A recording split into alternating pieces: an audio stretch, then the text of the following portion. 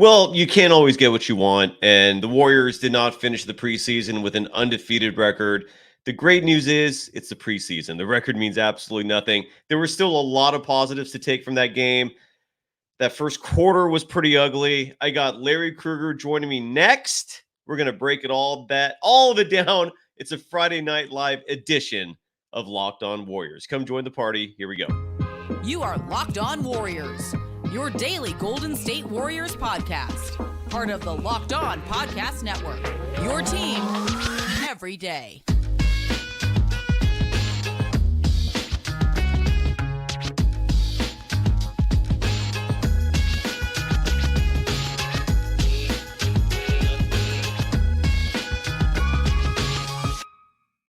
Thank you for making Locked On Warriors your first listen every day. We're free and available wherever you get podcasts and on YouTube, part of the Locked On Podcast Network, your team every day. Today's episode is brought to you by the official sportsbook of the Locked On Podcast Network. That is FanDuel. Again, the official sportsbook of Locked On. Make every moment more. Right now, new customers can bet $5 and get $200 in bonus bets. Guarantee. Just visit fanduel.com/locked-on to get started. You can follow me, Cyrus Saatsaz, on Threads. The platform's blowing up. Come join the party there at Dog Wild. It's super easy. Same handle for my Instagram account. The program is on Twitter at Locked On Dubs.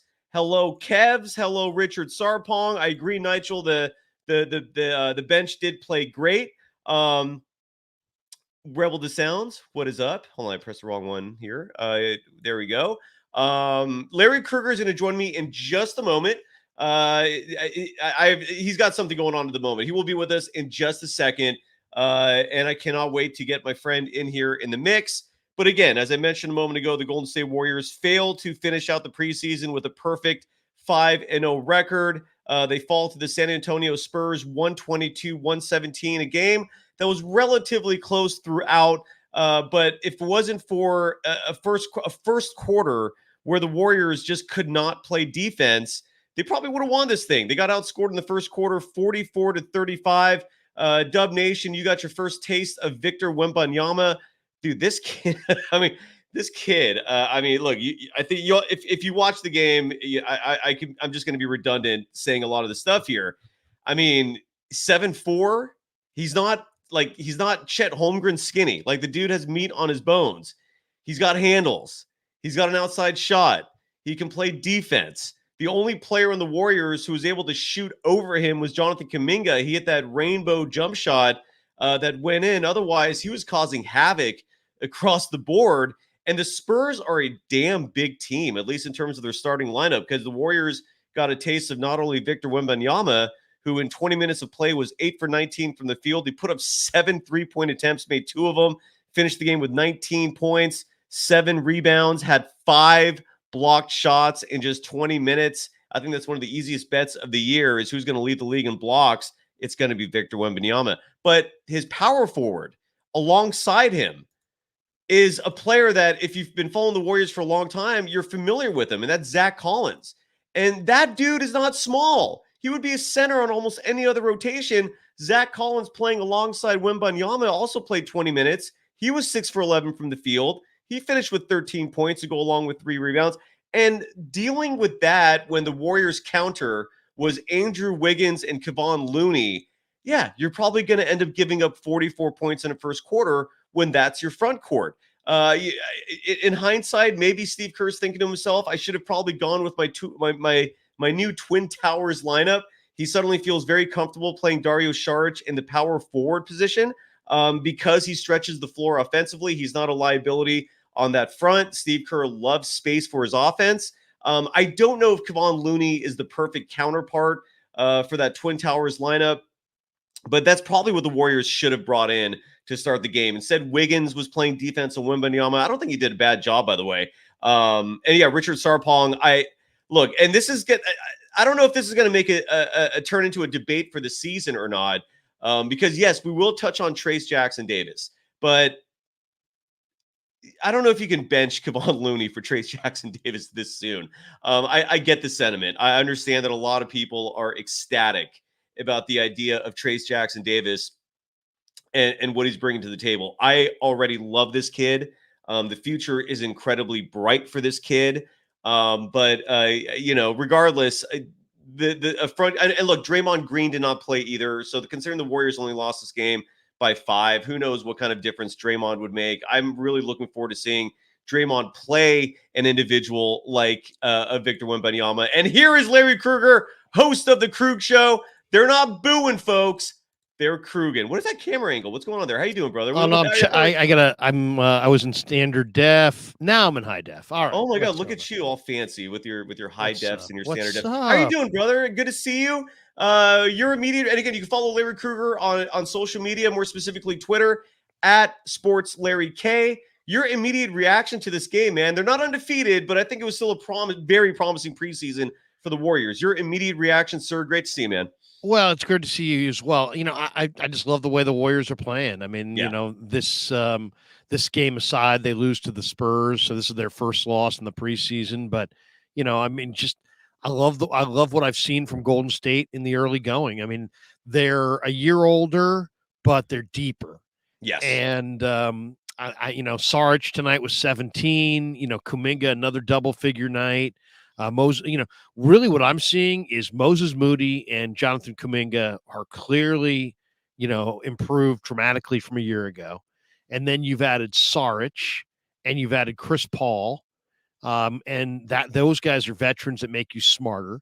Podziemski is ready to play. And so's Trace Jackson Davis. Mm-hmm. So you added 2 rookies that are ready to play. You got 2 young guys who weren't ready to play last year that are ready to play now. So, I mean, literally you've added 4 players that are all young and ascending players who are all ready to play this year. And that's hard to do. That's real hard quick, to do. Do you really think Kuminga and Moody were not ready to play last year? Like you're come playoff time. I mean, they played in the regular season, but they weren't developed enough to get Steve Kerr's confidence, to earn his confidence and earn minutes in the playoffs. I mean, you could argue that this year will be forced to play them. Last year he had some other options, but I just think that's pretty incredible when you think of you can see the improvement and the confidence in Kuminga. You can see that Moses Moody is a lot more explosive mover than he was last year. He just looks so much faster and more explosive. So you got two young players who look like they're ready to play regular rotation minutes right now, and hopefully it continues into the playoffs, this spring. And then at the same time, you added 2 rookies, one with the 57th pick overall, that look like they're ready to play rotation minutes. Yeah. How many NBA rookies this year, honestly, in November are going to be ready to play rotation minutes? I would say just a handful. Yep. And the Warriors found a way to get 2 of them. Yep. Then you add Saric, who's a really nice player. He can play the pick and pop game. He can shoot the 3 ball. I mean, he missed those 2 free throws the other night, but Steph picked him up. I just think, there's a ton of basketball IQ that was added with Saric too. He really knows how to play. Absolutely. So, I mean, Saric knows how to play. Podziemski knows how to play. Trace Jackson knows how to play. You just added those 3 guys, and then you add Moody and Kuminga, who are now looking like they've developed to the point where they're ready. Right. It also looks like GP2 is healthier than we've seen him in a long, long time. So right now, I mean, I just think, and then I haven't even mentioned guys like Rudy Gay and Usman Garuba and, Quinones, and they just have much, Corey Joseph. They have a much deeper team than they had last year. Hell yeah, man. It's like night and day. It's absolutely night and day. It was interesting. The game started with some frivolity. You saw Stephen Curry handling the jump ball alongside Victor Wembanyama. I appreciate that he knows when to have some fun out there. It's a preseason game. You actually saw Greg Popovich laugh. There was actually a little chuckle coming out of him, which you rarely, if ever, see.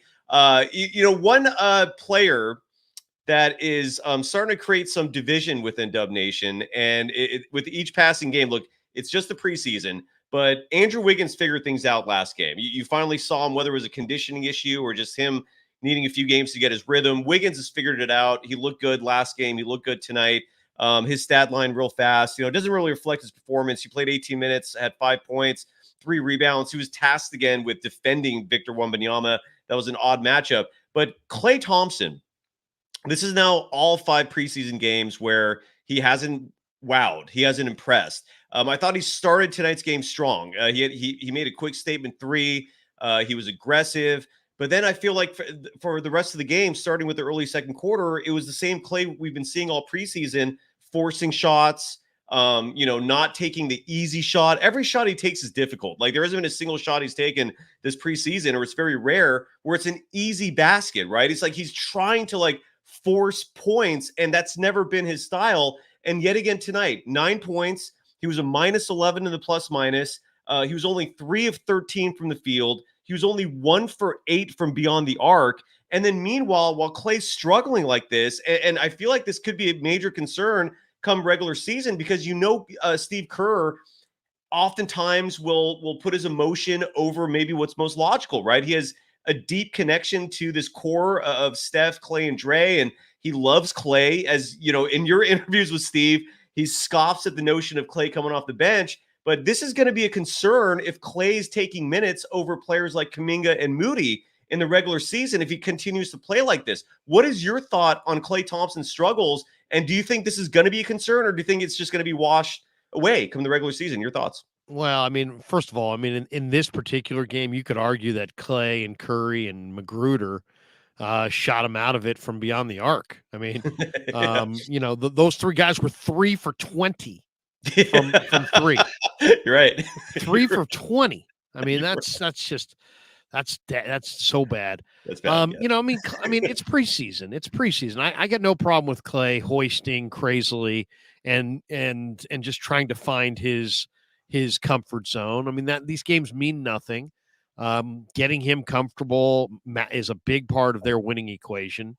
But I don't want to see him just shoot them out of games this year.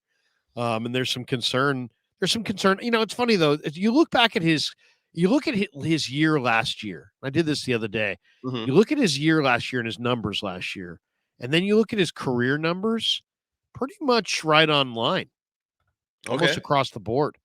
So, maybe this suggestion, for now, the one thing that is absolutely no doubt is that he's not the defender that he was. He used to be a guy who could defend 1s and 2s, and now he's probably a guy who's going to defend more like 3s and 4s. Mm-hmm. And I think that's an adjustment. He doesn't have that lateral agility, but that's all he's lost. The rest of his game, is pretty much intact. He does seem like there are times where he's like, trying to find it, and it's like nothing else matters in his mind other than him finding it. But maybe that's a preseason behavior that won't continue in the regular season. It was clear in this game he was just hunting shots and trying to get into a rhythm. Yeah, all the preseason games. He's been inefficient. There's no question about it. And here's what I'm seeing, and this is what concerns me the most. I agree defensively, like he's no longer that wing defender he once was. When we come back, I want to get your reaction to this. Maybe you'll disagree, maybe you agree, but what concerns me the most is when I'm seeing Klay out there, he looks slow. Like the game looks faster than him. He's looking old, man. And this is what I'm seeing. I hope what my eyeballs are deceiving me, and maybe it's just the fact that he's not lighting it up right now. And I don't know. But what I'm seeing so far is a player who is not matching the energy level of the other 9 players on the court. But I feel like the game is faster than him. I guess to summarize what I'm saying here, he looks like he lost a step. And I hate to say, I hate to say that. Maybe you will completely disagree, and maybe Dub Nation will love hearing that. We'll find out your thoughts in just a moment, Larry. And we're going to talk about a whole lot more after I give some love to one of our official sponsors of the program, and that's the FanDuel Sportsbook. Larry, you've been covering the Niners extensively. Your coverage of the 49ers, in my humble opinion, is second to none. Folks, Larry Krueger was telling people before anyone else, months before anyone else, that Brock Purdy was the real deal. So I strongly, emphatically let everyone else know, if you want an insider, if you want an expert on the 49ers and other sports, but at this time of year right now, the Niners are the draw. You've been nailing it, dude. So I just want to give you credit for that. And while we have the FanDuel sponsor here, what are we looking at for the Niners Monday night? What are your thoughts if they're playing the Vikings, right? Yeah, I mean, the Vikings are don't have Justin Jefferson. The Vikings struggle to run the football. I think the Niners are going to probably have a run-heavy scheme Monday night. The one thing about Monday night that's a little unknown at this point, because it is a Monday night game, the Niners practice schedule is Thursday, Friday, Saturday. So they practice tomorrow. Trent Williams has not practiced. Deebo Samuel has not practiced. Christian McCaffrey was on the field today, but just working on the side with the trainer. There's a chance that they don't have Deebo or Christian McCaffrey or Trent Williams on Monday night. If they don't have Trent Williams, they're going up against the league's #1 sack man and Danielle Hunter with Jalen Moore. And that matchup alone could make this a very even football game because, Danielle Hunter shredded. He's in great shape. He's as I said, the league's leading sack guy. This is also the #1 blitz team in the NFL. So because they blitz a lot, they get a lot of one-on-one matchups for Danielle Hunter, and Danielle Hunter on Jalen Moore is a mismatch in the favor of the Vikings. So how much does that individual matchup burn the Niners? Can Trent go? I don't know. We're going to find out here probably in the next 24 hours the status of those three guys. Deebo and Ayuk, I don't think it's quite, or Deebo and CMC, I don't think it's quite the same urgency just because they have depth there. But it's imperative that Brandon Ayuk step up with a monster performance. He did not have a good performance last week in Cleveland. And do you know what the line is, and who are you taking? Well, I'd still take the 49ers. As far as the line, let me check it for you. But I would still take the 49ers. This is a 7. It's Niners -7, and they're in Minnesota. OU is 44. Yeah, I would probably tease it down to, if I could, So I would probably tease, and I'd probably go with the primetime under. All right. So give you an example. It's Niners -7. If you tease it, you make it to a Niners on a pick 'em. You take the 44, you add 7 onto that. So now you have 51 and go under. So if I was betting it, I would say take the Niners on a teaser. So that would make it a pick 'em, and then under 51.5. There you go. That is sound advice, ladies and gentlemen, from Larry Krueger himself. And to get more of those insights, just check out the Krueg Show on YouTube and FanDuel right now. You can tease. You can do all of that stuff when it comes to the gambling action with FanDuel. New customers get $200 in bonus bets guaranteed when you place just a $5 bet. You bet $5, you get $200 free from FanDuel. That's a hell of a deal. Visit FanDuel.com/lockedon and kick off the NFL season. FanDuel, the official partner of the NFL. You are Locked On Warriors, your daily Golden State Warriors podcast. Part of the Locked On Podcast Network, your team every day.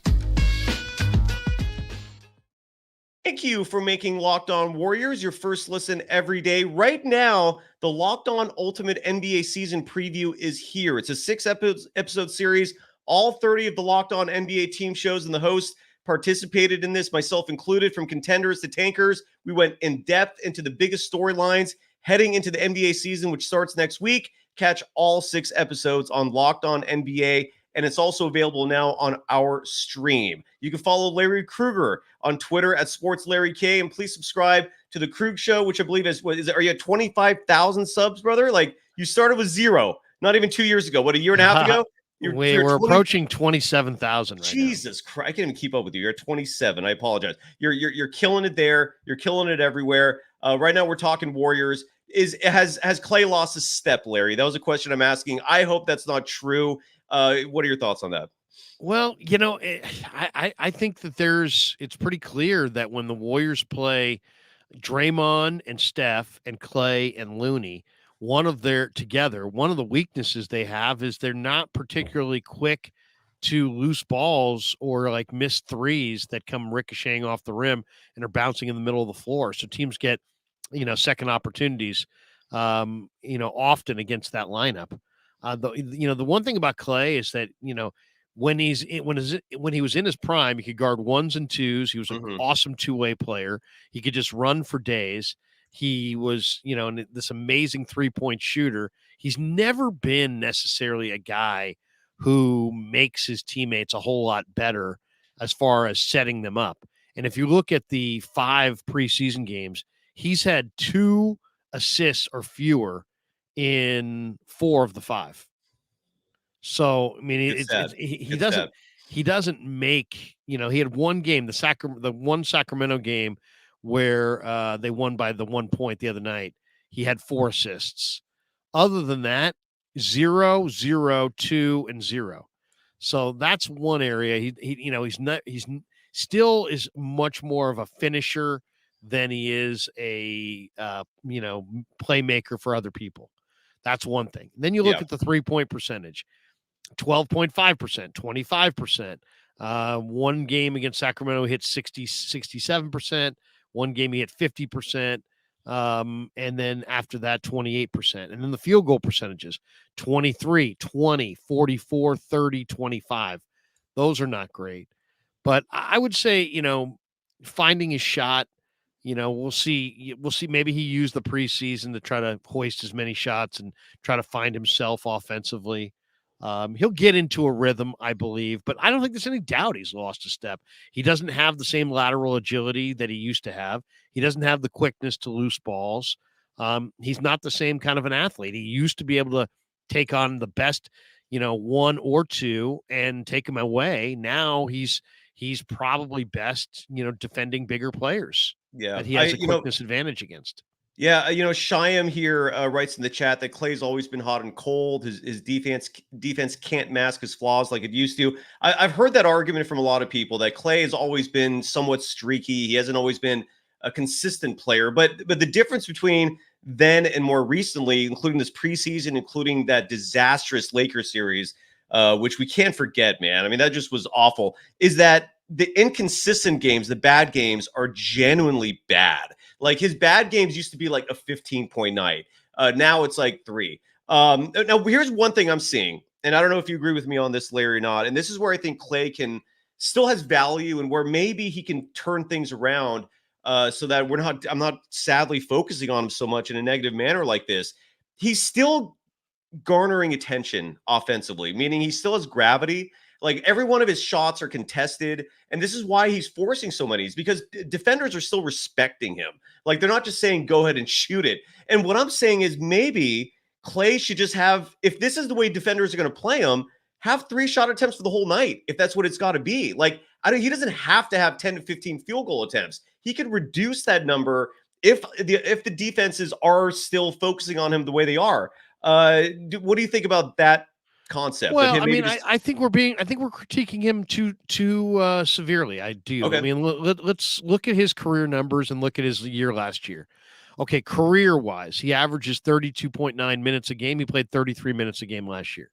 Career-wise, he shoots 45.5% from the field. Last year, he shot 43.6. Career-wise, he's a 41.6 three-point shooter. He shot 41.2 last year, right on his career number. Free throw percentage, 85% career. Last year, he was even better, 87.9. Rebounds for his career, 3.5 a game. Last year, 4.1. Assists per game, career, 2.3. Always, never really gets other people involved. Last year, 2.4. So right on the same deal. Mm-hmm. Blocks, same. Steals, the same. He's actually committing fewer fouls. His assist to turnover ratio is pretty much right on his deal. And then you look at his career scoring average is 19.8. Last year it was 21.9. So, the stats show a very similar picture to what we've seen in his career. What those stats don't show are the defensive side of the floor, for the most part. I mean, it shows steals and blocks, but he doesn't have the agility to defend. And then also, you just kind of wonder as he gets older, what kind of wear and tear does he have as far as back-to-backs? Can he play? How much of the schedule can he play? But he played almost 70 games last year out of 82. Yeah. So, I think overall, I expect Clay to be right in line with those numbers once again. I think, I really do. I don't think he's going to drop dramatically. It's a little bit of a different team, and I'd like to see him share the basketball because there's more guys that can do more now. There was times when they had to lean on Steph and Clay for a big percentage of their points.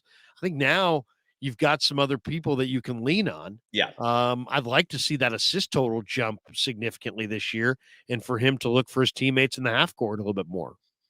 Yeah, and the only thing I'll counter with that is the career numbers in the grand scheme of things are totally irrelevant if his game's done, right? I mean, that's all great in the past. What I see with the numbers, last year he had phenomenal numbers, right? He led the NBA in 3-point shooting and 3-pointers made, I'm sorry. He had a career year offensively in February, but the numbers also show it regressed in March. It regressed a lot more in April. His mid-range shooting was not good last year. The vast majority of the shots he does take and that he did take last year were from beyond the 3-point arc. I think like 2/3 of his field goal attempts were 3-point shots. And I don't know. It's all about like, what have you done for me lately when it comes to sports? You know that as well as I do. And regardless of what he did in his career, if that's not happening anymore, I hope you're right, man. I really hope he turns things around. But this is a Warriors team that most people don't take the preseason seriously, but the Warriors did. I mean, Steph was quoted after, I think, the last game talking about how this preseason, the Warriors have been focusing on their identity. Again, that Sacramento Kings game, they took that game seriously. Like, it was a regular season game. The starters were playing all the way till the end. You had a preseason game that went to overtime. And Clay I'm concerned, man. I really hope he turns it around. I hope you're right that the numbers revert. I didn't mind him playing defense against Zach Collins, for example, tonight. I saw him box Collins out for a rebound, and he held his own. He's a strong dude. So, yeah. So let's hope he turns it around. I think that's what I think. And I think it's also, he needs to recognize when he has it and when he doesn't have it. Yeah. And unlike some teams where, Clay needs to just keep hoisting, on this team, there's great depth here. I mean, there really is. Yes. You're starting 5. And then if you just count the guys off the bench, Saric, Kuminga, Trace Jackson-Davis, Corey Joseph, Gary Payton, Moses Moody, Podziemski, Draymond, Garuba, who I really like. Garuba. So you're talking about 9 guys right there on the bench. That's your whole roster. I mean, there's not a lot of there's not a bunch of nobodies on this team. Last year, opening night, I think they had 5 guys that were 22 or younger, something like that. It was some ridiculous stat like that. Maybe it was more. And just with the two-way players and the youth, Steve just had a limited short bench of guys that he could lean on. This year, I mean, Rudy Gay can help you. Garuba can help you. Podziemski can help you. Moody can help you. Payton can help you. Corey Joseph takes care of the basketball. That was another, I thought, kind of an underrated one in that, the Warriors struggled with turnovers last year, and then they had Chris Paul and Corey Joseph. What can those guys do? Well, their assist-to-turnover ratio is good. Yeah. And Corey Joseph tonight, 5 assists, only 1 turnover. I think the one thing, you take Poole out and you add in Joseph and Paul, yeah, you lose some, scoring, but man, you sure add a lot of basketball IQ, and you really are, you got 2 guys who can handle there, who can take care of the basketball, make plays for others, and not turn it over. So I think that changes the dynamic of their whole team just in the point guard switch. Absolutely. We're going to wrap the show up in just a moment. There are some positives from this game. You mentioned, Larry, the youngsters last year versus the youngsters this year. It's night and day, man. It's like the youngsters last year, with the exception of Kuminga and Moody. I trusted him. Kerr didn't, but it looks like Kerr's trusting those 2 now a little more. I hope what we saw tonight from Moody not playing in the first half was just Kerr experimenting with other new players. I think Moody needs to get those minutes, man. He looks like he belongs. Kuminga, obviously. We're going to talk about those 2 players, Podziemski and Trace Jackson-Davis. Man, how the hell did the Warriors get him? I'm blown away. First, though, I got to give some love to our other sponsor for this evening, and that is Jace Medical. The premise for Jace Medical is very simple, folks. You need a medical kit at home. Natural disasters happen. Emergencies happen. You might need Band-Aids. You might need gauze. You might need a disinfectant like Neosporin. What the Jace case gives you that your traditional medical kit that you buy from a grocery store or drugstore won't give you are 5 life-saving antibiotics for emergency use. All it takes to get a Jace case is to fill out a simple online form. In some cases, you might have to jump on a quick call with one of their board-certified physicians. That's another perk of getting a Jace case. You can talk to real doctors, get ongoing care from their physicians on any treatment-related questions, doctor recommended, doctor created. And right now, if you go to jacemedical.com and enter the code LOCKEDON at checkout, you get a $20 discount, folks, on your order. The promo code again is Locked On, LOCKEDON, at Jase, JASE medical.com. You are Locked On Warriors, your daily Golden State Warriors podcast. Part of the Locked On Podcast Network, your team every day. And final segment here. Thank you very much, folks, for joining Locked On Warriors and making Locked On Warriors your first listen every day. Everydayers Hall of Famer Rick Barry is going to join me on Monday for the final show before the season opener Tuesday, and we'll be here for every post game. In fact, immediately after my show Tuesday night, I'm going to jump on with you, Larry. And again, subscribe to the Krueg Show on YouTube. Just look for the Krueg Show. Follow Larry Krueger on Twitter at SportsLarryK. Larry, there are 4 youngsters on this team, at least 4, that are getting a lot of people excited, myself included. I mentioned them a moment ago. Jonathan Kuminga, real fast, the box score on him. He has had a fantastic preseason, was 4 for 6 from the field, 2 for 4 from beyond the arc. Again, a lot of people last year up until now criticized him as not being a good shooter. I never understood that. The numbers do not agree with that. So he had 13 points, had 6 great rebounds tonight in 20 minutes of play. Moses Moody, again, for some reason, didn't play in the first half. We saw him play 17 minutes in the second half, 7 of 11 from the field, 4 of 6 from beyond the arc. He was really lighting it up there. Also had 8 rebounds. The guy is a long wingspan. Even though he's 6'5", 6'6", his wingspan, I believe, is over 7 feet. He led all scores tonight with 18 points, had 14 in terms of the plus minus. That also led all Warriors players. And then again, Trayce Jackson-Davis and Brandon Podziemski, I can't begin to express how giddy I am over these two. Your thoughts on the 4 youngsters, Larry, that I feel like could take minutes now and help lead the Warriors to success this season. Your thoughts on these young kids? Well, it's exciting. It is exciting because it's almost like they added 4 lottery picks. Because, Kuminga and Moody were lottery picks, and Podziemski and Trayce Jackson-Davis have played this preseason like they were lottery picks. And so you're talking about a ton of young talent. That's really impressive. I mean, let's start with Kuminga. Kuminga looks bigger. Real quick, Larry, just real fast. We're about to break some news here in just a minute. I just want to let people know. Continue on, please. I was just going to say, Kuminga looks bigger. I think there's a chance that Kuminga could be the second best player on the team by the end of the year. Over Wiggins, over Clay, over Draymond. I think Kuminga's got star potential. I've always believed that. I think he's a star in the making. They just need to let him. And now he's a great kid who knows how to play now. He's figured it out. You can see the game's slowed down. He knows how to play off of other players and with other players. He doesn't have to have the ball. He can play off the ball. So he's impressive. Moody, to me, has always known how to play. He's kind of an old soul, but now his athleticism is really noticeable. He's very, very explosive. Podziemski is going to play serious minutes because he can flat out rebound the basketball. He's got a nice little floater game, and he can flat out shoot it, and he makes other people better. In a lot of ways, he reminds me of Dante DiVincenzo. And then Trayce Jackson-Davis. I'm the most excited in some ways about Trayce Jackson-Davis. Played 4 years in the Big Ten. He can score with either hand inside. He can hang out, and on this team, he can hang out on the baseline and just, collect the ball and jam. He's a quick jumper. He's got huge hands. You can run your offense through him. He can set the high pick and roll, dive to the rim. I mean, there's just a lot to like there. He can pass, block shots, score inside. I mean, 3 years from now, when he has a little face-up game to him, he's really going to be deadly. But he can play minutes right away for Steve Kerr. So, and you're talking about 6'10", 6'9", 6'10". It's a big man who knows how to play. I mean, very athletic. A lot of the same traits that Draymond Green has. And he plays poised. You can see the game's not too fast for him. He knows how to play off of others. He was well coached in college. I mean, team defense. He understands team defensive concepts. I love Trayce Jackson-Davis. That was the steal of the draft. Same. 100% agree with you. And again, Brandon Podziemski, you could say, was the 1B steal. I mean, this kid was also looking incredible. Larry, are you in a rush? Like, can you stick around for like a two-parter and make the second one short? Sure. Okay, stick around, folks, because we got some breaking news pertaining to the Warriors. We'll reveal that and so much more next. This is Locked On Warriors. You are Locked On Warriors, your daily Golden State Warriors podcast. Part of the Locked On Podcast Network, your team every day.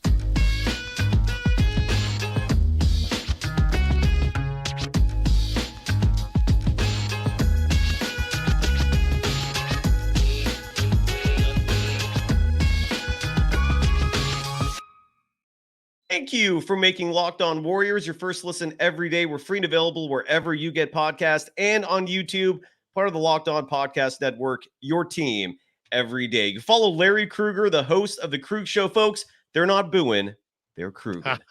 At Sports Larry K. You're going to subscribe to the Krueg Show. Larry, Adrian Wojnarowski dropping this bomb. I'll share the tweet as well. Woj. Yeah, Woj. And he's on Threads as well, folks. So so in case folks, you're considering switching platforms, Adrian Wojnarowski reporting that the Golden State Warriors are waiving Rudy Gay and Rodney McGruder. That's tough, man. Just minutes after the game, and planning to start the regular season with 13 players on the roster, sources tell ESPN. First of all, I believe the rules prohibit a team from starting with 13 players, so I don't know how that's going to work exactly. But look, we haven't seen Rudy Gay in a number of games now. He did look kind of slow out there. It's hard to really say that he impressed.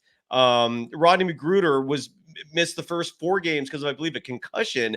Finally, we see him tonight. I thought he looked good. I wasn't going to be critical of him, but he's done. Your thoughts in reaction to the Warriors now down to 13 players? I'm very curious to see who they signed for that 14 spot.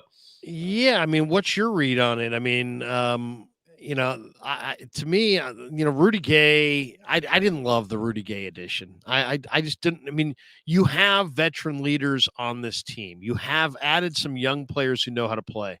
To me, what the Warriors need is more young players who know how to play the team game more than just a veteran influence. They have veteran influences on the roster. They once they get 25 games into the season, and Draymond's sitting out, and Clay's sitting out, and Steph's sitting out, and Paul can't play, they're going to need able-bodied young players who can play and know how to play.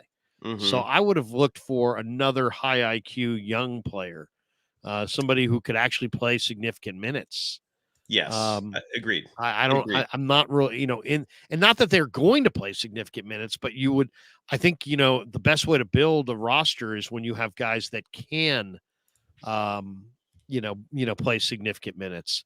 Somebody reacted to the Woj story by saying Terrence Ross and Wenyen Gabriel are Warriors.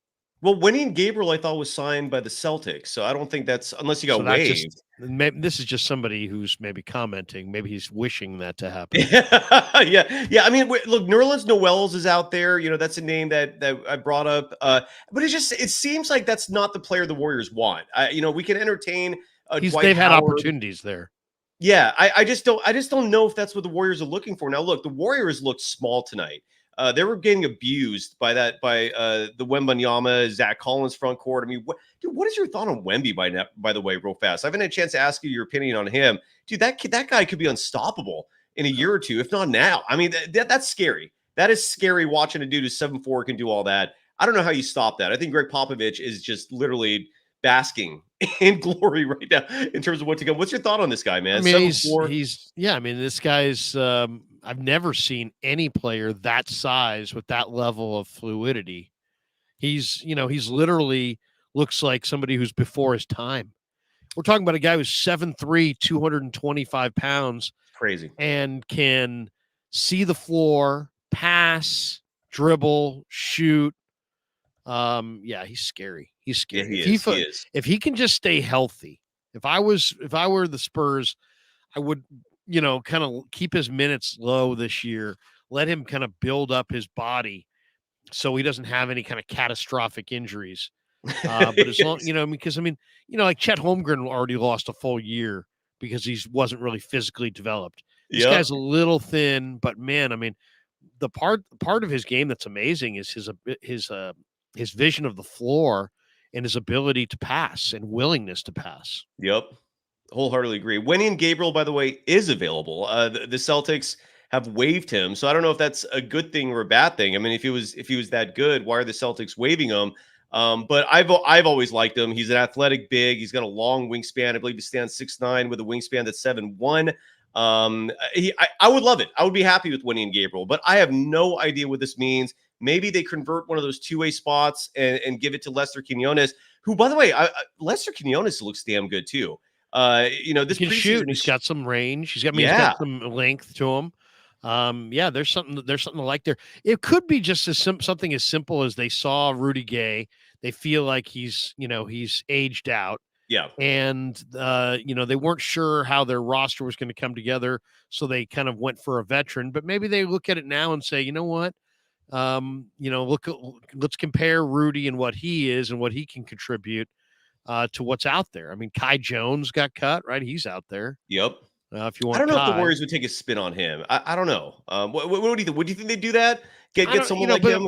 I just think that there's probably going to be a number of players around the league that are going to shake out. When's the final cut down to? Is it tonight, tomorrow? Well, my understanding is I'm reading this. This is courtesy of Anthony Slater, and I got a second source as well that they have to sign that 14th or fill that 14th roster spot by November 6th. So I guess the team does have 2 weeks plus to make a decision on that 14th roster spot. Look, Rudy Gay could come back. I mean, just because these players were cut doesn't mean they can't re-sign them. But it's weird. It is a weird move. It could be. Part of me wonders, look, I mean, the Warriors have made interesting decisions in the past to save a few bucks.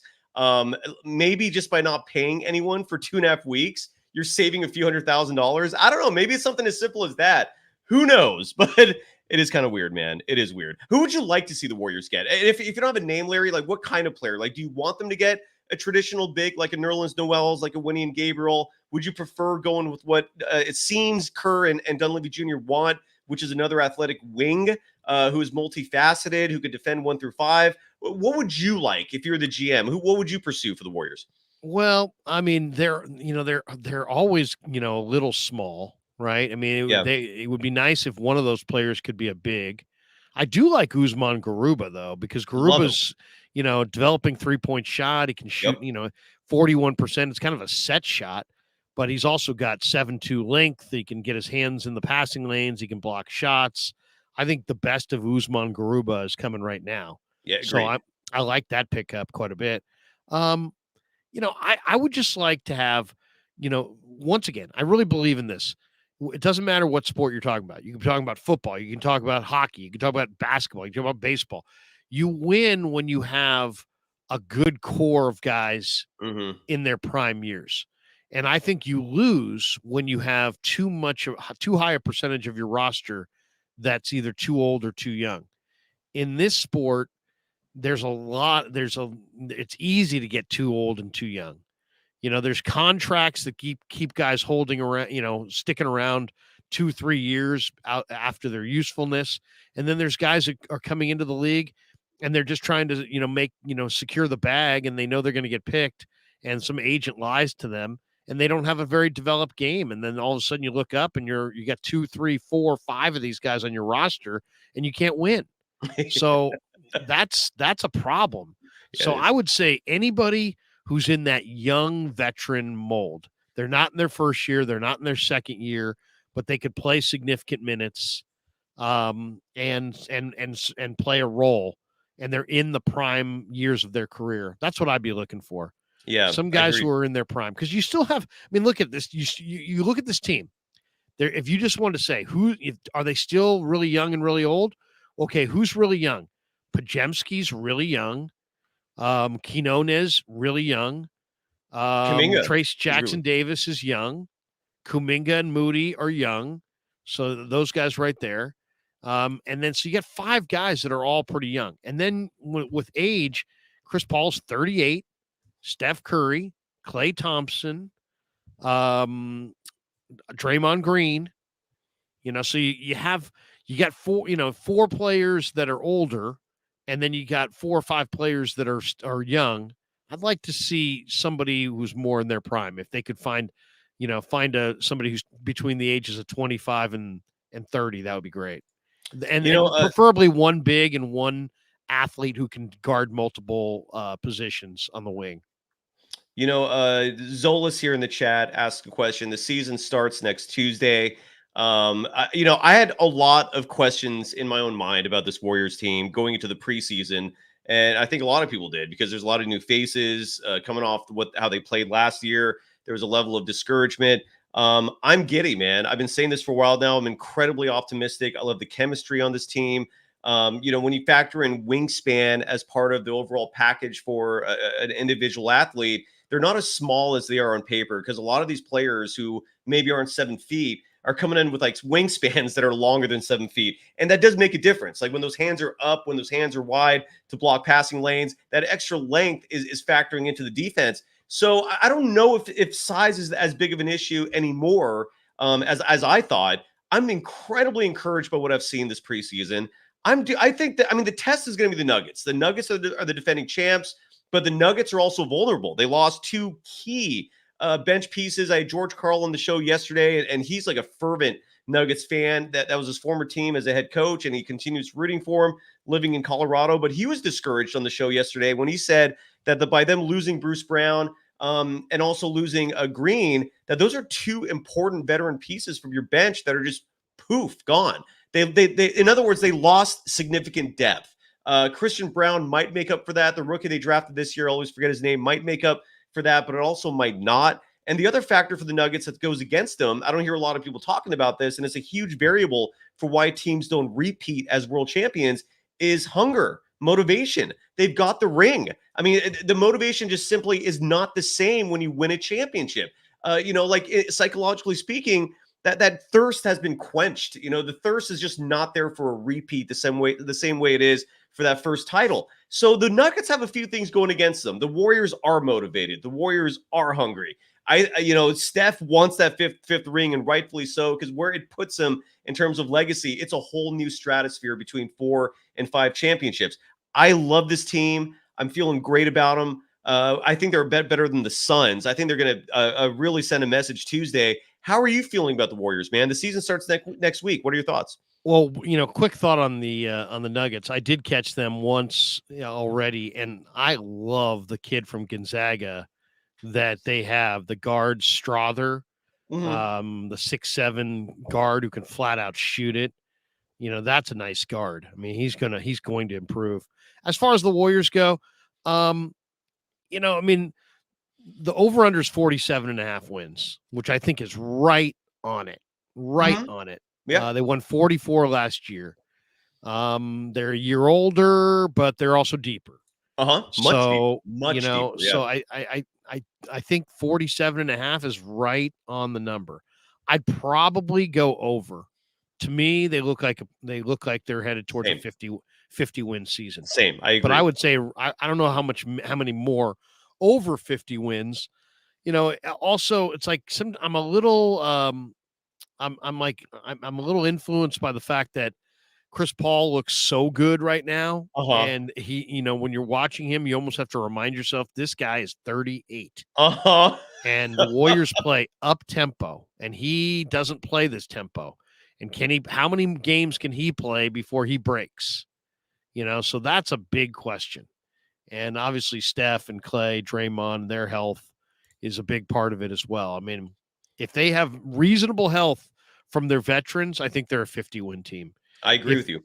If they don't have reasonable health from their veterans, they could be a 40-win team and not make the playoffs. So I think it's all there. I think that's the range. I would say if everything goes right, I think it's maybe a 50-win team, and they could be in the conference finals. And that's where I think they top out. And if things go poorly, I could see them winning 40 and not making the playoffs. And people saying, "What's the future?" Yeah, CP writes that.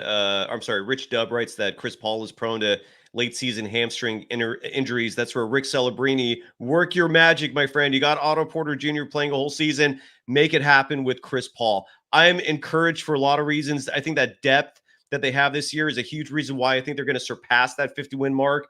This is a night and day difference of a roster between last year and this year. It's so fundamentally different. We haven't even seen Draymond Green play a minute yet, and the Warriors are looking this good. Klay Thompson has played like trash so far in this preseason. Sorry to be so blunt about it, but he has. Look at the numbers. Look at the eye test. He's not impressing out there, and the Warriors are still looking impressive. I'm feeling damn good about this team. We'll see what happens. Larry, promote away, man. Unless there's anything else you feel like we need to talk about, promote away, man. You got a lot of stuff going on. Promote your show, social media, all of it, man. What's going on with you? Well, Sports Larry K on Twitter, and then follow me on YouTube. We've had 1.6 million views of our content on YouTube. Just in the last 4 weeks alone, we've had 215,000 watch hours. We've added almost 3,000 subs just in the last month alone. So the channel is growing. We do a lot of Niners, but Tuesday night we're gonna switch gears and start doing Warriors. If you watch me in the springtime, Cy was on a lot. I'm back. If you'll have Bay me, Area I'm Baller, Frank Red, Carl Foster, several of my favorites in the basketball. My buddies who like to chop it up and talk Warrior basketball. We're going to do that quite a bit. I'm going to do a reaction video after every Warrior game that I can this year, and then we're going to pop on and do live streams and chop it up and just have some fun. And people should come on over. It's like almost like the post-game party. I'm not claiming that it's the most knowledgeable post-game show of all time. It's just a bunch of guys who like basketball, who like each other, and are going to chop it up and have fun. So look for that Tuesday night after Warriors Suns. We'll come on probably about 15 minutes after the game and wrap for 90 minutes or so. And I'm looking forward to a great year. I love. I like you. I'm incredibly encouraged. I like you. I like you. My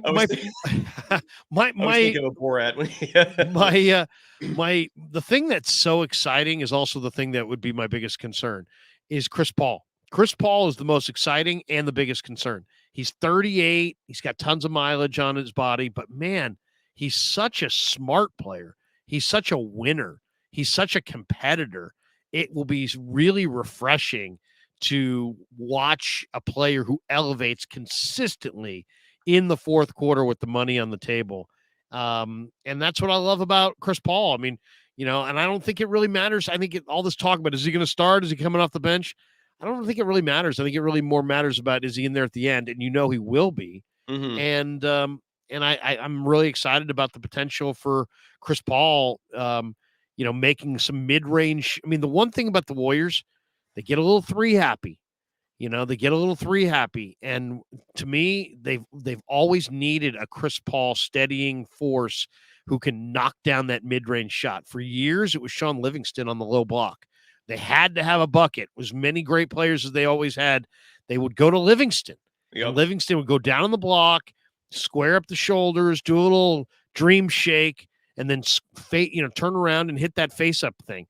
Well, Chris Paul doesn't do that, but Chris Paul will square the shoulders from 12 to 18 and knock that shot down with, even when he's covered. And on this team, there's enough other options, and there's so much gravity to Steph Curry, even at this advanced age, that I think Chris Paul is going to get a lot of open looks in the fourth quarter, and Chris Paul's going to knock those down. So to me, if you could tell me that Chris Paul was going to be healthy, I would bet the over with confidence. I'm a little concerned about, can he play their pace, and how many games can he play at their pace? But he's a winner, and it feels good to have a winner added to their mix. And an encouraging thought in terms of his long-term health this season is the fact that there isn't a huge impetus on him. They're not going to rely on him the way other teams in the past have. He's not the starting point guard.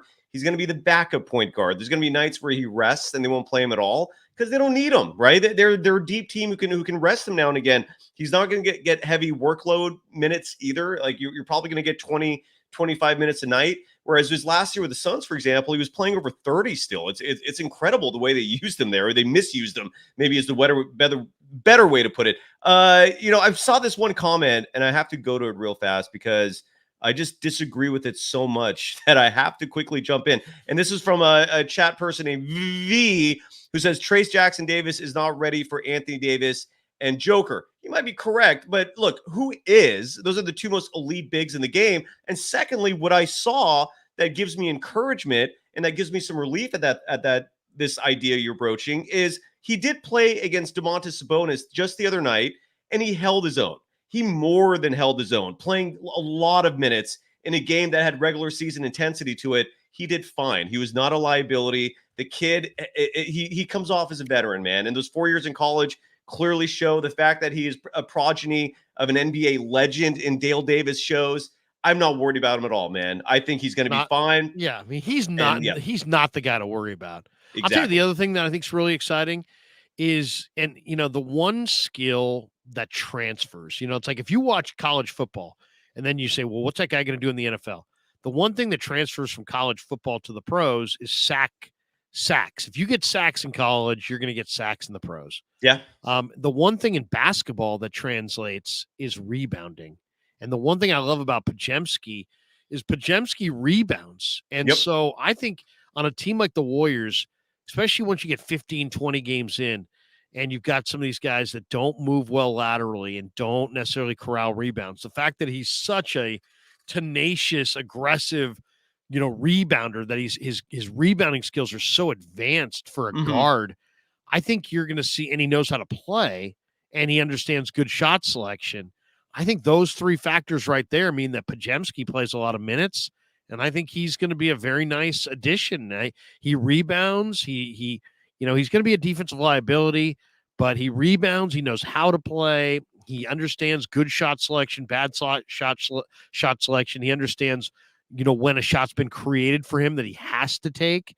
There's a lot of rookies that, they're ball stoppers, or they, the shot that's created for them, they still don't understand that it's created for them and are hesitant to take. This guy understands how the game works. He's playing the game right now like a 5-year veteran. And I just love, I wasn't sure when I watched him in the summer. He had so many turnovers in the open floor.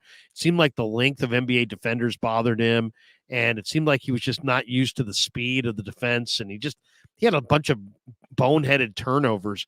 But I'll tell you, watching him now, he's made the adjustment. He understands what part of his game translates, how he can contribute. And I just think that the vibe around Podziemski is so good, because what he does well, he's going to continue to do well. Yeah, he can agreed. flat out shoot, and he can rebound. He knows how to play. He's got a really advanced floater game. I just think that he's going to be really nice. I really do. And look, he shot. I saw one comment in the chat that said he can't shoot. He shot 43.8% from beyond the arc in college last year. He has a quick release. Do not judge him based on summer league. Stephen Curry's first summer league was a disaster as well. Now, the kid has the whole package, even defensively. I don't see him as a liability. He might not be locking down other players at this stage of his career, but he's not letting people blow. He's pesky. He's pesky. He is pesky, and he's strong, dude. He's a strong player. I absolutely love him. And another thing I want to add before we wrap it up, Kuminga, his rebounding, he's focused on it. He said in an interview the other day that the coaching staff, and he's allowing this, he's welcoming this. And I love that attitude of the coaching staff is getting on him in practice every time he doesn't grab a rebound.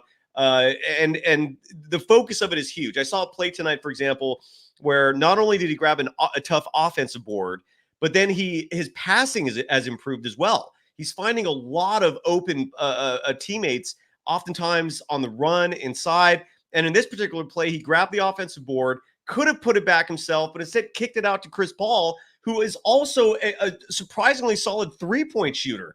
He made 2 threes tonight. He's no schlub from beyond the arc either. And I'm just seeing so many things about this team that are positives. They're going to overwhelm other teams, and these young players are just going to get better throughout the season with the experience they gain. I'm encouraged, man. There's also one you should put Linda Nikel's thing here: infectious positive energy. Yep. The Warriors right now. I mean, let's be honest. We've all watched a lot of Warrior basketball. I've watched the Warriors going back to Bernard King and Lloyd Free and almost Rick Barry's era, but he was a little bit before me. But like late 70s. The Warriors consistently outside, even when they were horrible, outside of a couple of years, maybe the final year of KD and last year, they always played with this infectious joy. And even when they were crap, they played with infectious joy. Last year, they did not. Last year, they had bad chemistry. And so you've heard the guys, say many times, we're tied together. We're tied together. We're tied together. The chemistry is so good. And I love that Kerr kind of acknowledged that last year was a huge failure and he was a huge part of that failure. And I feel like he owned it. He didn't own it necessarily in season. He owned it more out of season, but I can understand that. Kind of. He also said that he doesn't regret playing Jerome and Lamb the way he did. But I hear what you're saying, though. Generally speaking, yes, you're correct. Right, he acknowledged that he needed to bring that group along better than he did. Yes. And this year they have such a great vibe. They've got such a great vibe. They've got more players who know how to play. They're deeper. They're more joyous. They're sharing the basketball. There's a great vibe about Golden State. So, you add efficient players who know how to play, you add youth that knows how to play, and you have a great chemistry. I think 50, 50, I feel good about the 50 wins. I really do. I agree. And not only that, I think it's going to be an enjoyable maybe most importantly, whether they win a title or not, I still think it's a long shot. Yeah. But they are going to be a fun team to watch every night. You're going to want to tune in. And I agree. If I were the coaching staff, I would figure out some way to funnel Kuminga $1,000 for every rebound, and just be like, "Hey, we're going to pay you in. We're going to pay you in cash at the end of before you leave the locker room. We're going to give you cash. We're going to give you $1,000 for every rebound because if he starts turning the rebounding thing into his taking a lot of interest in rebounding the basketball. He already is this year. That's what's great about it. That would be great. And I'll tell you the other thing that's really exciting about him is, he's one of the guys that can get to the rim at will. Yep. So the fact that he's looking to make plays and not just try to finish everything also is going to set up the Trace Jackson Davises of the world for, Trace Jackson Davis is going to wind up with lines where he has 15 and 10. And he never really shot the ball. He just dunked and rolled and, shot little bunnies and layups. Because if he plays off of Kuminga's going to draw, he's going to draw attention going to the bucket. And then you've already got Paul and Steph and Draymond and others who can find Trace Jackson Davis. I think Trace Jackson Davis is going to be an outstanding player because he knows how to play. And he's on a team with other guys who know how to set him up. I absolutely agree. And for the folks, again, who panic about the Warriors handling the Jokic's and the ADs, you have Draymond in the fourth quarter for that. You just need some help in the middle of the games. And I feel good, again, about Trace Jackson Davis, Dario Saric. We haven't even seen – you keep mentioning Usman Garuba. We've barely seen him this preseason, but I'm with you. From the brief moments we've seen him, I love him. Baby Dre, we had Kevon Looney on the show a couple weeks ago, and I brought that up with him that he looks like Draymond Green, and Looney said that Dre probably wouldn't like that, but he agreed. Like the guy, I don't know if you agree with that or not. The guy looks like Draymond Green. Well, he's got the same body type, right? They're both 6'8", but they both play 6'11". And so he's got that. What I love about Garuba is that he shot the three at 41% last year. I'll tell you, if there's one thing that I could add, I mean, somebody in here said Frank Kaminsky. That would be I would love if they had one more big who knew how to play, who could knock down a perimeter shot. Because let's think about it. When you get into the games themselves, what do you need from that big? You're not going to get some awesome big man who's going to dominate the lane. I mean, those guys are in the lottery. Those guys are in the draft. But, man, a guy like Kaminsky who knows how to play, who can knock down perimeter shots, a big man who can knock down perimeter shots and is in the prime of his basketball life has real value. Kaminsky checks all those boxes. If I had two spots to add, I would definitely want to add him as one of those spots. Yeah, I wouldn't hate it. I certainly wouldn't. I see what you're saying. The player that I saw in the chat, which I if this is what they're waiting on, I wouldn't hate it either, is Otto Porter Jr. Like if he ends up getting bought out by the Raptors, and if that's who the Warriors are waiting on, I would not hate that at all, man. That would be a phenomenal addition. But I'm with you. Yeah, Frank Kaminsky, I mean, yeah, sure, sign me up. Because we see clearly from the Saric minutes that he's playing with this weird twin tower thing that Kerr's implementing. We haven't seen that in a long time. Kerr is implementing that because Saric can shoot the three. So he's all about space. Like that is Kerr. You can tell clearly that's what he wants. He wants space That is why Anthony Lamb was playing last year, because he could shoot the three decently. So yeah, Frank Kaminsky, I mean, I could see it. I wouldn't hate it. So anyways, great show. Thank you, brother. Again, anytime, man. And subscribe to the Krueg Show. Again, 27K and counting. You're blowing up, now, my friend. 26 on our way to 27, but we've added almost 3,000 in the last month. And we're going to be putting out a lot of Warrior content. We're going to be talking to a lot of Warriors. Looking forward to a fun season talking Warrior ball. And we won't do every live stream off every game, but we'll do live streams, 2-3 times. Every 5 games, we'll do 2 or 3 live streams. And I'm looking forward to talking about this team this year. It should be a fun story. Absolutely, man. Kurt Porter, just to make you happy, you were flooding this feed with Victor Oladipo. Chat. I don't want Victor Oladipo. To me, whoever you add for that 14th spot cannot have ego. And Victor has a little too much of that for my taste. I don't know. He's also got, didn't he have like a major quad tendon issue? Yeah, he gets hurt all the time. I'm not getting super excited about that. But just want to entertain that. But that's the beauty of that's the beauty of their spot right now. I think what's clear is there's guys out there, and there are gonna be guys out there that are better than Rudy Gay. And so and now they're looking, and I think they went with Rudy Gay with the idea of, hey, we need a veteran. Now they're looking around going, wait a second, we've got some really nice veteran players here. We got good leadership. Maybe a younger player who could maybe run up and down and play more minutes. And I don't know. I mean, I'll say this though. I do feel like great enthusiasm for the way this thing's coming together. Absolutely, man. Real quick before you go, Larry, we haven't played any sound, and this clip just dropped of Jonathan Kuminga, who talks about his preseason and how he felt he did. Let's hear what Kuminga has to say real quick before we wrap the show up. How would you look at and evaluate your preseason 5 games? So far, I'll say it was a great one. Just to go out there and have a feel of the game, knowing everybody. So far, like I said, it was good. I would say I'm proud of it for sure. What are the things that did you like? What are the things you liked that you did, and the things maybe you want to work on some more? I mean, I'll go with not just the team policy, but like pretty much whatever the team's like. Gotta cut them turnover down a little bit, and I feel like today I actually did better.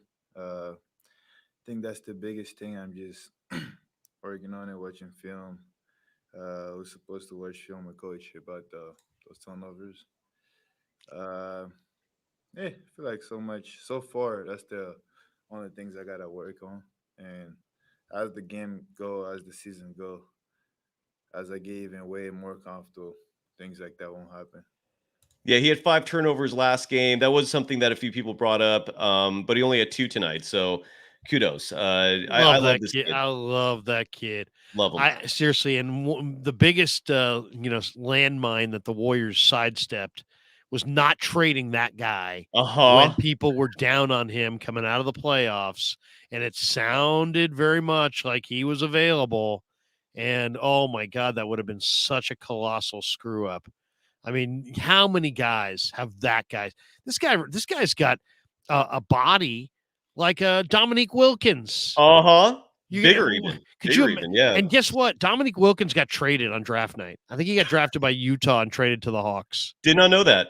Yeah. Did not know that. That's crazy. And it's like, do not trade guys who have this level of future. I mean, I'm so glad they didn't trade him. Same. And I'll say the other thing I think was kind of a really good thing that I heard the other day was when Joe was on 95.7 The Game, Lake Up, and he admitted that he wanted Dwight Howard and that he's been infatuated with Dwight Howard as a player and blah, blah, blah, blah, blah. And then he said, but, our players and our basketball people, we're not. And I just love the fact that Joe has this passion, has this interest, is hands-on, but defers to his players and his basketball people. I was a little worried that he was going to become this Jerry Jones-like figure. Yes. Where it's like, hey, I don't care what everybody else wants. I want this, And because he's so passionate and he thinks that he knows the game on a level that's really high, and I'm sure he does compared to most owners. But, that was a major concern for me, Cy, was that he was going to become like he was going to believe that he's the reason they won titles and stop listening to the players and stop listening to Kerr, stop listening to the front office and just kind of dictate everything to everybody. It sounds like he's got input, but that he's not dictating to everybody, that he's believing in his basketball people to make the right decisions. I think that's a major, major positive. Absolutely. I know he's still probably a nightmare. Like Bob Myers left because he was annoyed as hell that guy kept calling him every day, 19 times. I mean, that's clear. That's clear as day. But it's now Dunleavy's problem to deal with. But I just like the fact that, and Dunleavy might have the perfect disposition to be able to deal with, to deal with Joe and his impulsive nature. But it just seems like the entire team, the entire franchise right now seems like they're in a good spot. Yeah, absolutely agreed. Somebody on the bottom here says, Rich Dub says, I wonder if Bagley or Poku get cut. I love Poku. And Bagley has got a lot of talent as well. Are you talking about Marvin Bagley? I imagine. I take those guys right now. Right now. And I just want to add too, like I do believe that part of the reason Poole was traded was because the team felt Kuminga could step in for and fill a lot of the gaps that Poole left when he got traded, especially when it comes to scoring. But what Kuminga Poole's going to lead the league in scoring, by the way.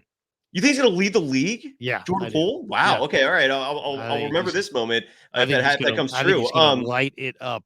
But Kuminga and Chris Paul, the Warriors were last year in free throw attempts. They're going to change that. Kuminga has figured out how to get to the line. You see him doing that swing through move that Chris Paul probably taught him. And then Chris Paul himself always figures out how to get to the line. So those easy points are coming. There's just from the difference between last year and this year is so night and day that Dub Nation should feel encouraged. I really do believe that. Larry, thank you, brother. Have a great weekend. Absolutely. I hope you enjoy this Sunday off. Since the Niners are playing Monday night, so you get a little breather there. And thank you, everyone. We good? We done? Larry, anything else you want to drop? Or are we all good? All good? Kurt Porter says trade Clay for Lauri Markkanen. Yeah. Okay. Yeah. Yeah, sure. I'm sure you. The other teams don't have a say in this, I guess, now.